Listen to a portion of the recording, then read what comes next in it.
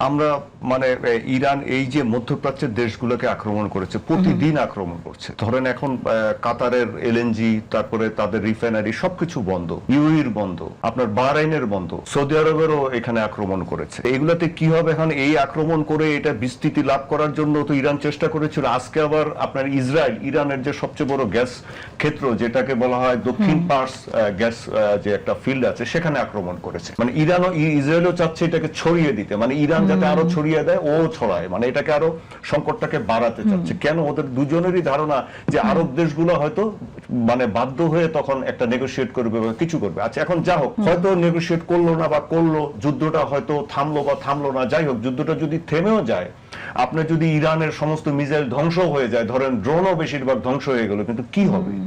আপনি এটাকে আপনি অনেক পিছনে ফেলে দিলেন, তো ঠেলে দিলেন তো ইরানকে, ওর অর্থনীতি সবকিছু চলে গেল, ও তো ডেসপারেট হয়ে যাবে। আপনার হরমুজ প্রণয়িত এটাকে তো আপনি কখনো নিরাপদ এভাবে করতে পারবেন না। 10 দিন ঠিক থাকবে, তারপরে আবার ধান করে একটা মিসাইল মেরে দিবে, হয়তো ছিল কোনো জায়গায় মেরে দিবে, 5টা ড্রোন মেরে দিল।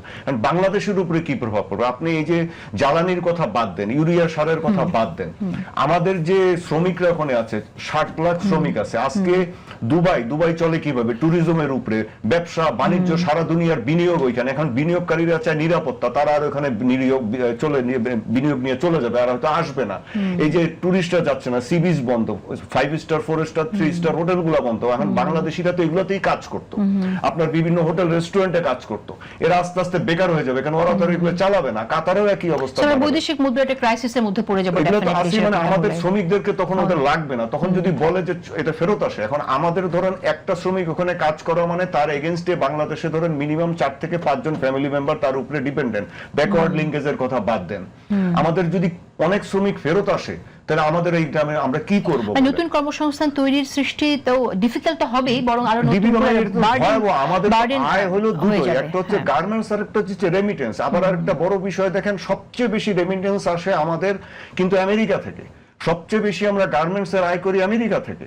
এখন আমেরিকাও যদি ধরেন কোনো কারণে আমরা ওই বলয়ের বাইরে যাই বা ঠিক মতো মানে বিহেভটা না করি, কূটনৈতিক ভাবে ম্যানুভার না করি, আবেগ আমি তো বলছি পাশে রাখেন, বাস্তবতাটা কি? আচ্ছা, এই যুদ্ধটা যদি কন্টিনিউ করে, তাহলে চায়নার কতটুকু লাভ হবে সেই বিষয়ে? চায়নারও কি লাভ হবে? চায়না তো এনার্জি ডিপেন্ডেন্ট একটা কান্ট্রি। চায়না একটা হচ্ছে একমাত্র পরাশক্তি, তার নিজের কোনো জ্বালানি নেই। ও কিছু আনে রাশিয়া থেকে, বেশিরভাগ নিত আপনার তার 15 থেকে 16% তেল নিতে হচ্ছে ইরান থেকে। ধরেন এটা বন্ধ হয়ে যাবে, মধ্যপ্রাচ্যের যদি তেলও এরকম ঠিক মতো চালু না হয়, তো চায়নার তেল আসবে কোথা থেকে? রাশিয়া থেকে কিছু আসবে, সবকিছু।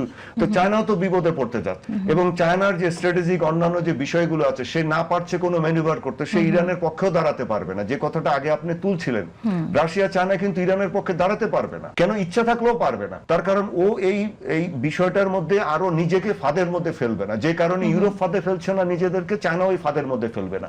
চায়নাও চাবে আরব রাষ্ট্রগুলোর সাথে সম্পর্ক যাতে ঠিক থাকে। ধরেন ইরান একদম কোণঠাসা হয়ে গেল, আইসোলেটেড অলরেডি, কোণঠাসা হয়ে গেল, ওর তো তেল লাগবে, ওকে আরব রাষ্ট্রদের সাথে গন্ডগোল করে নিজের বাকি তেলটুকু নষ্ট করবে? চীন নষ্ট করবে না।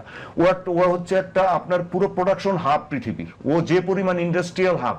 আপনার এই তেল না থাকলে এগুলো চলবে কিভাবে? চায়না বিপদে পড়বে। চায়না বিপদে পড়া মানে আমরা